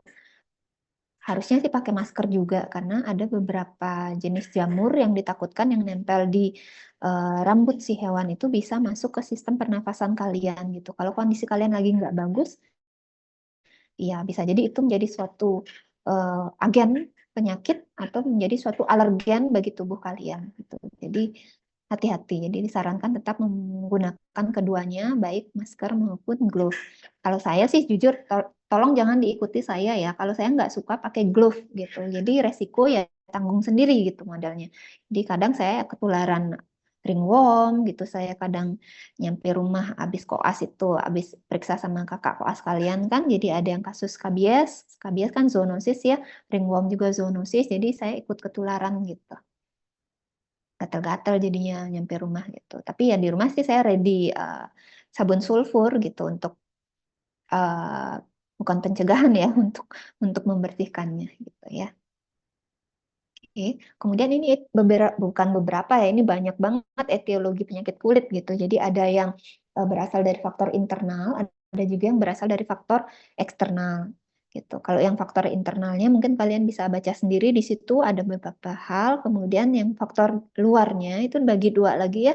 Ada yang bersifat animate, ada yang bersifat inanimate. Kalau yang animate itu maksudnya berhubungan dengan agen-agen biologis yang tadi sudah kalian sebutkan. Kemudian kalau yang inanimate tadi berhubungan dengan agen-agen fisik, agen-agen kimia yang tadi juga sudah kalian sebutkan gitu. Nah, ada dua lagi yang cukup sering juga kasusnya itu ada alergen yang menyebabkan alergi pada hewan gitu sehingga muncul adanya penyakit alergi kulit gitu tampilannya gitu ya. Satu lagi ada yang namanya neoplasma atau neoplasia atau tumor atau kalau dia sudah tumor itu kan ada dua ya. Ada tumor jinak, ada tumor ganas, ada benigna, ada maligna gitu. Yang mana benigna, yang mana maligna nanti harus ada pemeriksaan lebih lanjutnya lagi. Ya, jadi ada banyak sekali sebenarnya penyebab penyakit kulit gitu. Jadi jangan dipikir penyakit kulit itu cuma penyebabnya bakteri, cuma caplak, cuma pinjal. Tidak, ini ada banyak banget penyebab penyakit kulit. Kemudian untuk manifestasi klinisnya, walaupun penyebabnya banyak, itu biasanya mirip-mirip gitu antara demodekosis dan skabies dan ringworm dan pioderma itu mirip-mirip biasanya untuk gejala dan tanda klinisnya. Tapi sebenarnya kan kausanya berbeda gitu. Nah, terapinya gimana? Ya, seperti yang tadi saya sampaikan gitu. Jadi terapinya yang disesuaikan dengan apa yang kalian temukan gitu. Jangan mengasih terapi yang kira-kira gitu. Kalau memang kalian bisa melakukan pemeriksaan lab, ya lakukan pemeriksaan lab. Gitu. Kalau tidak memungkinkan, misalkan dalam kondisi yang on call gitu, on call kan nggak mungkin bawa mikroskop kemana-mana kan ya gitu. Atau dalam kondisi kalian lagi menghadapi hewan besar gitu. Nah, pada saat di tempat owner, di tempat klien, kalian seperti biasa melakukan pemeriksaan kan. Nah, di kepala kalian seperti yang step-step diagnosis yang saya sudah sampaikan, setelah pemeriksaan fisik pasti di kepala kalian muncul diagnosis sementara gitu. Terus kalian perhatikan itu kan buat lesion map ya, kalian udah tahu kalau distribusi lesionnya seperti ini, walaupun kalian tidak melakukan pemeriksaan lab, kira-kira apa ya gitu, sehingga kalian bisa memberikan terapi ini gitu pada saat itu. Nah, saran saya kalau kalian tidak yakin itu apa, tapi tetap melakukan trial terapi agar tidak membuat owner kecewa, kalian minta sampelnya sedikit, misalkan ambil sampelnya trikogramnya atau rambutnya dicabut sedikit, bawa ke lab kalian, atau diambil dengan teknik skin scrub sedikit, bawa pulang, atau pakai tape asetat bawa pulang ke lab kalian ya. Di rumah pasti ada mikroskop, saya saranin sih kalian bekal untuk praktek itu minimal 1 mikroskop, nggak harus beli mikroskop yang Olympus ya, Olympus mahal gitu. Jadi mungkin sekarang sih sudah banyak mikroskop made in China gitu ya, cukup bagus dan harganya juga lebih miring gitu. Atau kalian bisa juga beli mikroskop, mungkin kalau maunya Olympus ya silakan, juga ada yang jual second gitu ya, jadi harganya juga akan lebih miring gitu ya. Jadi minimal kalian punya mikroskop 1 gitu. Jadi bukan hanya untuk penyakit kulit, jadi untuk banyak hal mikroskop itu gitu. Nah, nanti setelah udah pulang ternyata diagnosis kalian meleset gitu misalkan, ya udah saran saya sih kalian balik lagi ke owner yang sebelumnya. Jangan dibilang salah diagnosis, jangan bilang salah diagnosis, bilang aja ternyata saya menemukan lagi agen yang lain, Ibu, Bapak gitu. Jadi saya berikan tambahan terapi ya, sehingga terapinya menjadi komplit atau lengkap gitu. Yang kemarin belum lengkap, kan kemarin saya ambil sampelnya juga gitu. Jadi jangan bilang kalian salah diagnosis gitu. Nanti ownernya nggak percaya lagi sama kalian gitu ya. Kemudian untuk kasusnya sendiri itu jarang sih penyakit kulit itu yang berdiri sendiri, seringkali ada kausa primernya yang diikuti dengan kausa sekunder gitu. Nah, si bakteri, kemudian si jamur itu suka banget menunggangi agen primernya gitu. Misalkan yang saya maksud adalah misalkan yang pertama sebenarnya kausa primernya adalah Sarcoptes KBI gitu. Nah, kalau ada Sarcoptes KBI otomatis kan skor itu tinggi ya. Itu intensitas menggaruknya atau pokoknya aktivitas atau behavior gatal itu pasti tinggi gitu. Sehingga si hewan akan garuk, gigit-gigit, gosok-gosok ke benda-benda di sekitarnya gitu sehingga membuat yang tadi kita bicarakan di awal epidermis kulit sebagai barrier fisik pertahanan pertama dari kulit itu rusak. Begitu rusak seperti yang saya bilang apapun bisa masuk gitu termasuk bakteri dan jamur. Nah, ikut-ikutan deh nih si bakterinya atau si jamurnya yang kebetulan di sana lagi ada gitu sehingga kalau kalian tidak komplit memberikan terapinya gitu bisa seolah-olah nanti nggak sembuh gitu, tidak efektif kalian ngasih obatnya padahal sebenarnya tidak tuntas atau tidak komplit pemberian terapi kalian. Nah, gitu itu yang dimaksud dengan kasus jarang berdiri sendiri gitu ya. Bisa juga sih dia kombinasi dengan faktor-faktor lain yang tadi ada di etiologi yang sudah kalian pelajari gitu. Mungkin ada faktor internal gitu yang berhubungan dengan genetik gitu. Misalkan ada faktor hormonalnya juga sehingga kalian juga harus mengatasi hormonnya juga gitu. Bukan masalah kulitnya aja, di kulitnya aja karena seringkali misalkan nih kita hormonal itu contohnya Cushing syndrome. Cushing syndrome nanti kan pasti ada alopecia juga gitu. Nah, itu jadi kalian harus biar mau tumbuh rambutnya ya kalian nggak bisa ngasih cuman untuk penumbuh rambut aja. Selama kalian tidak mengatasi kausa primernya itu si hormon, kelebihan hormon kortisol, ya udah nggak akan tumbuh rambutnya lagi. Mungkin dia akan tumbuh tapi nanti akan gitu lagi gitu. Sehingga kalian harus mengatasi dulu kausa primernya gitu. Kalau dia kelebihan hormon kortisol, ya berarti gimana caranya untuk mengurangi atau menekan hormon kortisolnya. Jadi harus diidentifikasi dulu. Kenapa hormon kortisolnya naik? Apakah karena stres? Apakah karena pemberian kortikosteroid jangka panjang? Apakah karena ada tumor? Gitu. Jadi harus dicari tahu dulu sehingga bisa dilakukan penanganan berikutnya. Kalau ada tumor ya berarti tumornya harus diangkat dulu gitu. Selanjutnya dikasih kemo. Nah, nanti diobservasi itu turun nggak level hormon kortisolnya gitu. Kalau penyebabnya stres misalkan, ya udah gimana caramu biar si hewan ownernya itu klien kalian itu biar nggak stres, kasih dia saran solusi gitu. Atau mungkin penyebabnya misalkan pemberian kortikosteroid jangka panjang, berarti di stop dulu steroidnya gitu. Tapi ditanya dulu nih, ini alasan memberikan steroid jangka panjang apa gitu. Kalau pada kasus-kasus tertentu, misalkan dia apa namanya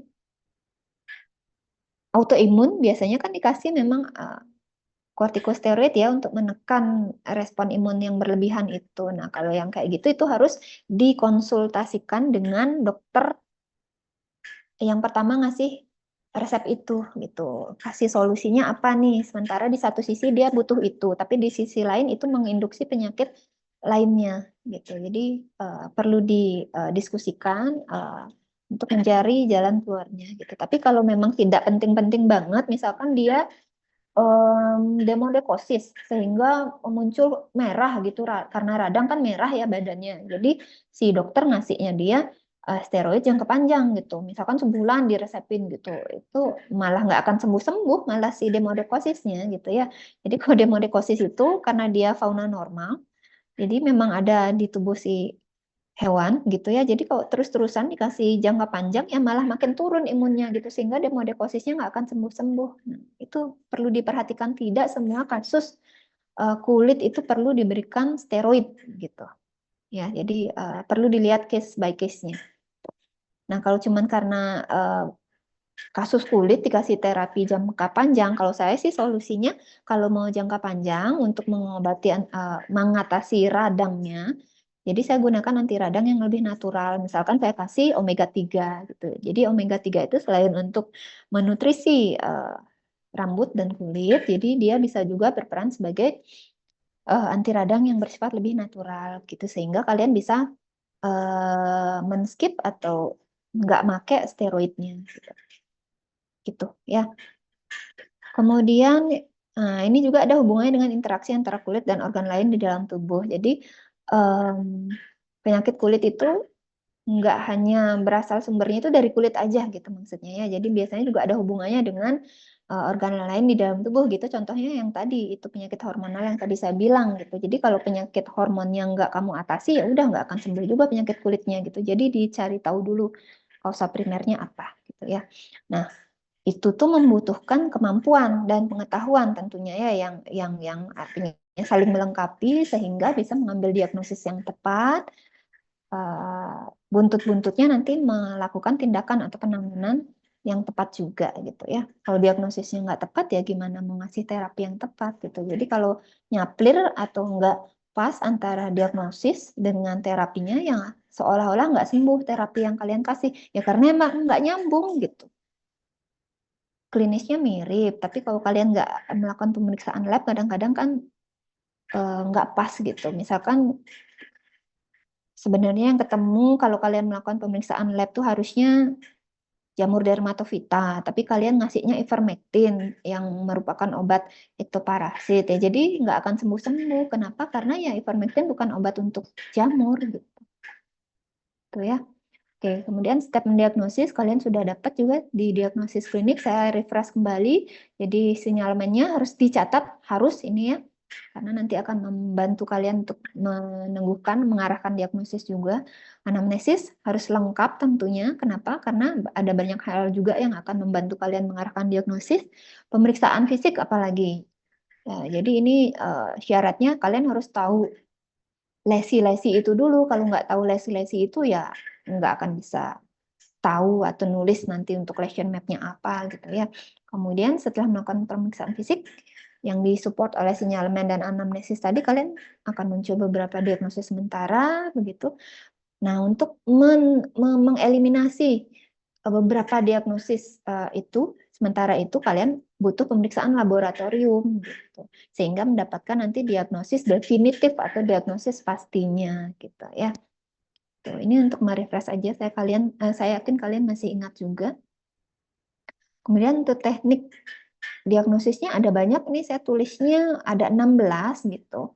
Jadi saya nggak akan jelaskan satu persatu, mohon nanti di Google saja ini tekniknya seperti apa yang dibutuhkan, caranya seperti apa gitu ya, apa yang bisa ditemukan dengan teknik ini gitu. Jadi nggak semua harus digunakan ya, jadi pilih yang kalian butuhkan gitu, kira-kira apa yang dibutuhkan gitu, nggak harus semua digunakan ya.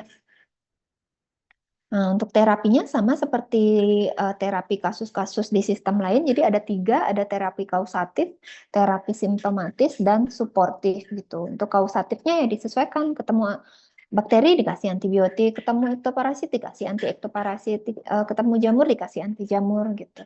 Untuk sediaannya ada yang topikal, ada yang sistemik. Yang topikal contohnya shampoo, salep, spray itu bentukan topikal. Kemudian yang sistemik contohnya injeksi, oral, itu sistemik.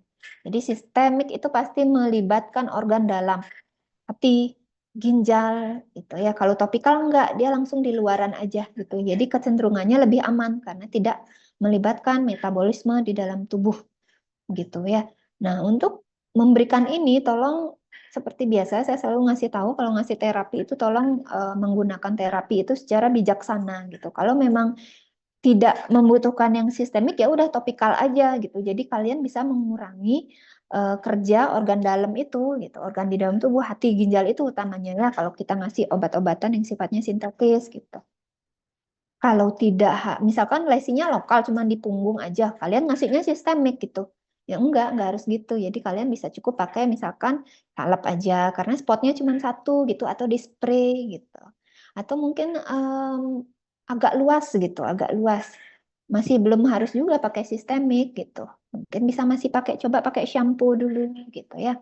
Jadi kalian sebagai dokter yang bisa memutuskan kapan pakai topikal, kapan pakai sistemik.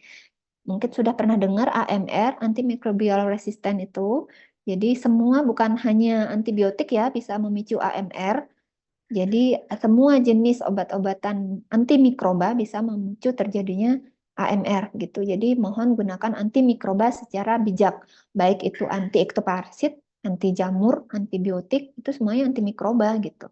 Jadi mohon digunakan secara bijaksana. Kapan pakai, kapan tidak. Kalau yakin ada indikasi bakteri baru dikasih. Kalau enggak ya enggak usah gitu. Oke. Kemudian terapi simptomatis. Kalau di kulit biasanya yang paling sering digunakan antiinflamasi dan antihistamin. Gitu. Ini juga sama, kapan diperlukan dan kapan tidak digunakan. Gitu enggak harus seperti yang tadi saya sempat ceritakan, kasus demodekosis.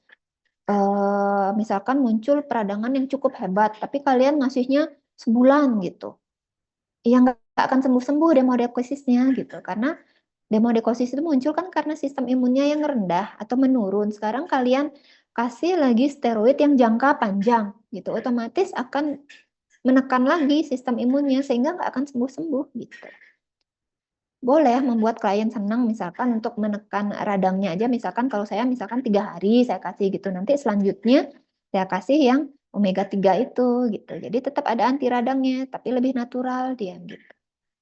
Atau biasanya inflamasi ini kan muncul karena memang ada agen yang berlebihan gitu ya. Ketika agennya sudah kalian eliminasi, kalian atasi dengan pemberian anti agen gitu ya udah nanti secara klinisnya pasti akan mengikuti juga gitu.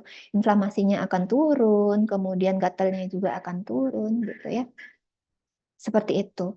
Nah, ada yang perlu lagi misalkan kalau kasus kulit itu kalau kalian sudah pakai antiinflamasi, kalau saya biasanya udah pakai antiinflamasi, saya akan nggak ngasih antihistamin lagi. Karena gatal itu bisa di-cover oleh antiinflamasi. Tapi kalau yang muncul adalah inflamasi, kalian ngasihnya antihistamin, nggak akan cocok gitu. Karena antihistamin ini tidak bisa mengurangi radang. Gitu. Dia cuman ngeblok histaminnya aja. Gitu. Tapi kalau antiinflamasi bisa mengcover rasa gatal gitu. Jadi mohon diingat itu. Ya, yang satu bisa mengcover yang lain, yang satu tidak gitu. Untuk terapi suportifnya contohnya ngasih vitamin, mineral, asam lemak esensial gitu. Ini pun juga tidak selalu harus diberikan loh ya. Gitu. Jadi tolong balik lagi ke anamnesis di atasnya. Kan kalian ada anamnesis umum dan anamnesis khusus atau dermatologis gitu ya. Kalau di atasnya hewan makannya bagus, misalkan nafsu makannya bagus, kemudian dikasihnya misalkan Royal Canin gitu, atau apa ya science diet gitu, itu kan mahal-mahal ya, dan biasanya untuk nutrisinya itu sudah bagus. Nah, kalau udah kasusnya kayak gitu, apalagi mungkin sudah yang spesifik seri dermatologi ya. Kalau saya sih nggak ngasih lagi suportif terapinya gitu, karena sudah nutrisinya pasti tercukupi gitu. Tapi kalau menurut kalian pakan yang dikasih misalkan cuman nasi gitu sama kuah ayam aja gitu misalkan, ya otomatis nggak akan terpenuhi nutrisinya gitu dalam kondisi yang sakit itu. Jadi, nah seperti yang saya bilang tadi, dikembalikan ke kalian sebagai dokternya gitu mau memberikan apa. Tuh ya, nggak harus nih tiga-tiganya dikasih, tidak harus. Kalian yang punya pertimbangan kan. Oke, mungkin sampai di sana untuk introduction-nya. Kemudian ini untuk tugas paper dan presentasi ya.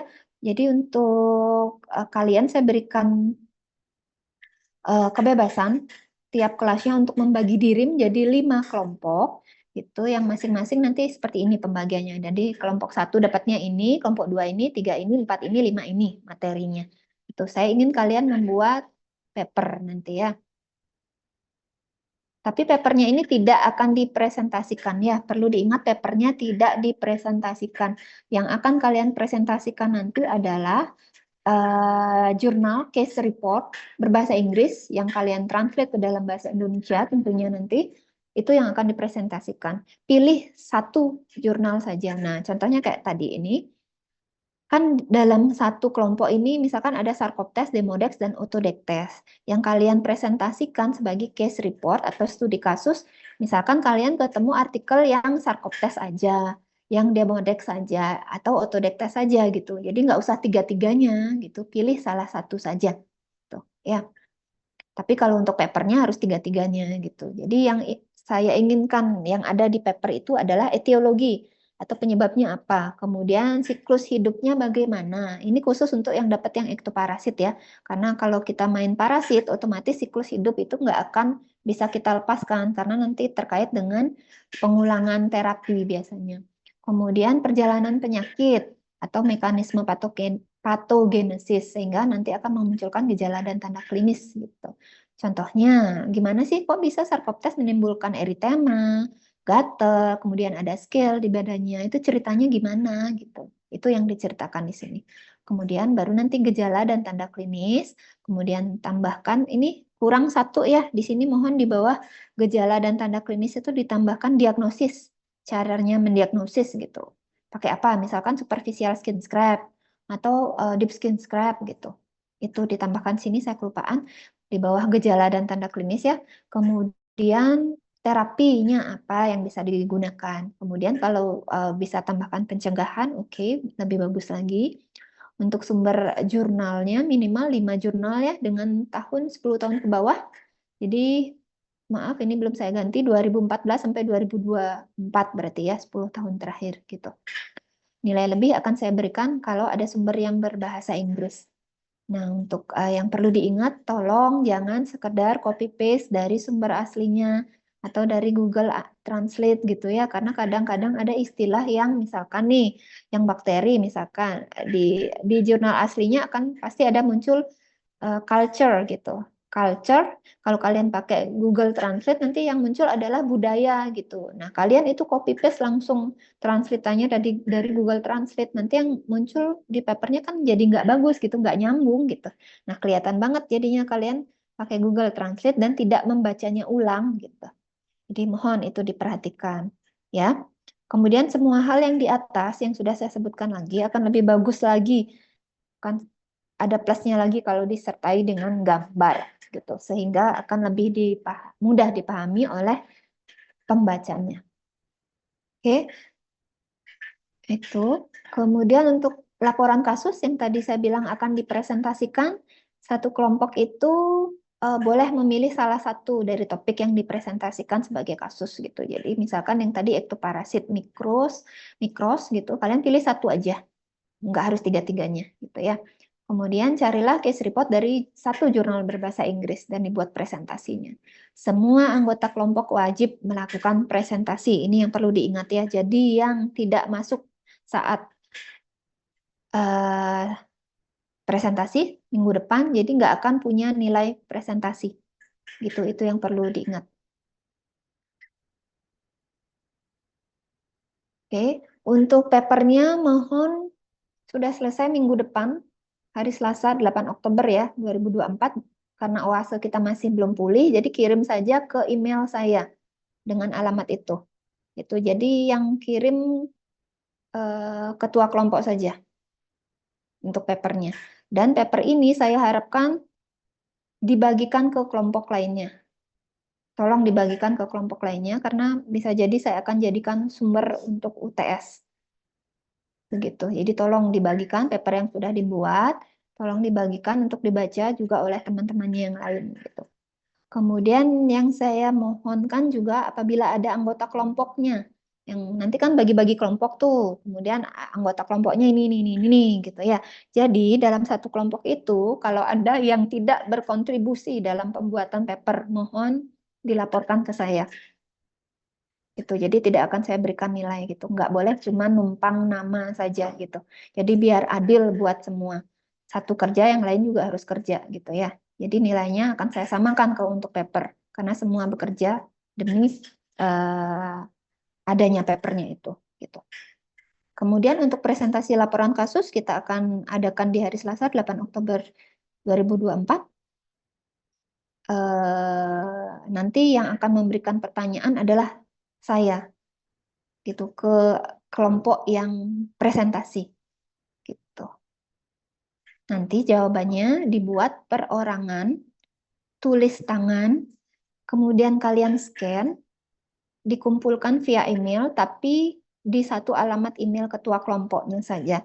Ini ketua kelompok karena semua teman-temanmu akan ngumpul ke kamu, gitu. Kamu jangan cuma nyontek punya teman-temannya itu aja ya. Tolong juga dipikirkan sendiri jawabannya, gitu. Jadi tugas pertanyaan yang akan saya berikan ke kalian itu sifatnya individual, gitu. Jadi nggak boleh sama jawabannya. Kalian boleh diskusikan itu jawabannya apa ya kira-kira, gitu. Boleh, tapi begitu kalian tulis di kertas, gaya bahasanya pasti akan beda-beda tiap orang. Nggak mungkin sama plek-teplek gitu. Begitu saya ketemukan sama plek-teplek, saya akan nggak kasih nilai, gitu. Maaf, saya agak strict dalam hal ini, gitu ya, karena saya ingin kalian belajar untuk tidak plagiarisme, gitu. Ya, jadi boleh didiskusikan, silakan, bagus malah ya kalau didiskusikan. Atau kalian mau buat sendiri pun juga boleh, gitu, silakan saja, gitu. Yang penting nggak sama persis, gitu. Artinya itu hasil kerja kalian, gitu ya. Bisa dipahami ya. Jadi ini ingat ketua kelompoknya karena semua akan ngasihnya ke kamu, gitu jawabannya. Jadi mohon jangan dicontek gitu aja ya jawaban dari temennya, gitu. Untuk jawaban ini saya berikan biasanya kalau yang sebelumnya itu 3 hari terhitung dari hari Selasa. Jadi hari Jumat ya ngumpulnya, gitu. Oke, mungkin seperti ini slide terakhir. Oke. Itu yang bisa saya berikan. Ada yang mau ditanyakan dulu?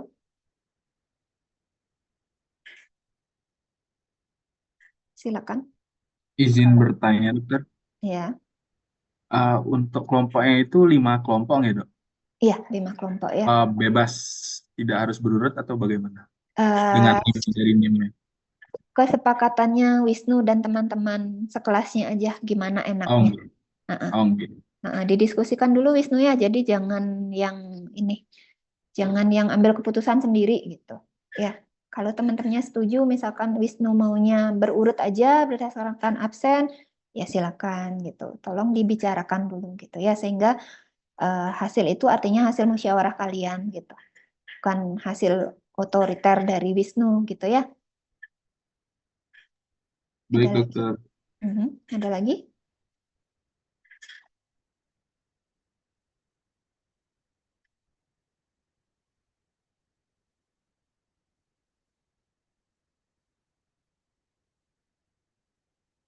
Ada lagi yang ingin bertanya? Silakan. Saya berikan waktu dulu.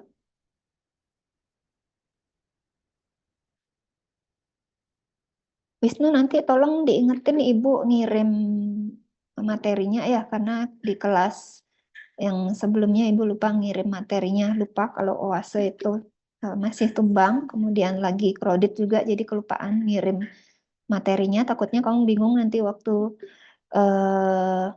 bagi kelompok. Tapi syukurnya Kotinya waktu itu sempat screenshot katanya, jadi nggak masalah, gitu. Oke, baik, dokter. Tolong diingetin ya, karena isi kepala saya banyak banget gitu, jadi sering lupa juga. Ada lagi? Izin bertanya lagi, dokter. Untuk memastikan, berarti untuk tugasnya itu membuat paper, itu jurnal, itu minimal 5 jurnal, terus sama PPT-nya itu laporan kasus nggak, dok? Seperti itu? Atau bagaimana? Minimal jurnalnya 10, Wisnu. Oh, 10. Untuk papernya. Kok 10? Gitu. Tadi saya tulis berapa ya? Kok saya juga lupa deh. Tadi Sorry. 5 kalau nggak salah. 5 ya, 5. 10 tahun terakhir, gitu ya. Terus untuk yang case report-nya 1 aja. Yang laporan kasusnya gitu? Iya, case report itu 1 jurnal saja. Berbahasa Inggris. Ya. Dan itu yang nanti dipresentasikan kan, Dok? Ya, itu yang dipresentasikan. Kalian bisa milih, kan kayak tadi contohnya di kelompok 1 itu topiknya ada 3, ada sarkop, ada demodex, ada otodektes kalau nggak salah. Kalian bisa milih satu aja. Topiknya tentang otodektasnya kah? Otodektes itu penyebab otitis ya, yang di telinga. Kemudian bisa demodekosis, bisa sarkoptes aja, atau skabies aja gitu. Pilih satu aja. Kalau yang di paper semuanya harus dibahas gitu ya. Ada lagi? Terima kasih. Adi barangkali, Korti kelas D, ada yang mau ditanya? Izin masuk dok, dari saya sudah cukup diwakilkan tadi pertanyaan dari Wisnu juga dok. Sudah paham ya? Iya dok, sudah dok. Terima kasih banyak dok. Karena nanti akan presentasi, jadi next week kita nggak bisa gabung gini ya, jadi pisah-pisah ya sesuai jadwal aja ya, karena presentasi soalnya ya, jadi biar nggak bingung. Baik dok, siap dok. Hari ini karena materinya sama ya udah boleh dijadikan satu. Tapi beneran Adia nggak bentrok sama mata kuliah lain ya? Saya nggak takut mengganggu mata kuliah yang lain gitu. Kalau sudah sesuai jadwal, langsung aman dok. Enggak, yang hari ini kan kalian maju tuh 13.20. Iya aman dokter, aman hari ini dok. Aman. Kebetulan dari Prof Mira juga sedang berhalangan dok. Oke. Prof Mira sih masih ngajar Adi? Dari beliau masih ingin mengajar nih dok. Tapi ini juga saya sebenarnya belum sounding ke teman-teman. Tadi baru saja di chat kalau profnya drop lagi hari ini dok. Oh gitu, berarti sebelumnya Prof Mirahnya masih berusaha untuk ngajar ya? Iya dok. Dari kita sebenarnya sudah menawarkan karena dari dosen pengampu mata kuliahnya menyampaikan bahwa mungkin ada dosen pengganti, tapi harus izin ke Prof Mira dulu. Tapi dari Prof Mira masih mau berusaha gitu dok, masih mau ngajarin kita. Oke ya. Karena terakhir kapan ya itu saya dapat informasi bulan lalu ya, bulan September sekitar tanggal 14-19 itu waktu tamunya beliau, jadi advisor beliau yang dari Jepang kan datang nih, kebetulan saya yang handle gitu untuk meng-arrange kegiatan beliau di sini gitu. Nah beliaunya senseinya itu sempat menjenguk Prof Mirahnya di rumah gitu. Dan kondisi beliau ya saat itu ya maksud saya ya ingin membuat orang lain bisa menangis gitu. Maksud saya jadi makanya saya tanya ke Adi, Prof Mirahnya masih bisa ngajar gitu. Jadi saya agak kaget juga gitu karena beliaunya sebenarnya kondisinya sakit gitu. Jadi sebenarnya kalau nggak ngajar pun tidak apa-apa gitu. Iya dok, akhirnya kita cuma diberikan tugas sih dok, dan video pembelajaran sepertinya dari tahun lalu. Oh gitu. Ada record gitu, iya dok. Oke ya. Di recording ya yang digunakan ya. Benar dok. Karena yang kemarin itu yang saya dapat informasinya sudah sulit komunikasi gitu, tapi semangat mengajar beliau itu memang tinggi gitu. Jadi integritasnya tinggi beliau itu. Makanya saya agak kaget aja beliau masih bisa artinya berkontribusi gitu, masih aktif gitu walaupun dalam kondisi yang demikian gitu. Kita doakan aja ya bersama gitu, semoga kondisinya membaik gitu. Ada lagi yang ingin ditanyakan? Dari Korti kelas D dan kelas D sudah cukup Sudah, nih ya? dok. Nanti mungkin dari WA juga kalau masih ada yang diminta dok. Oke.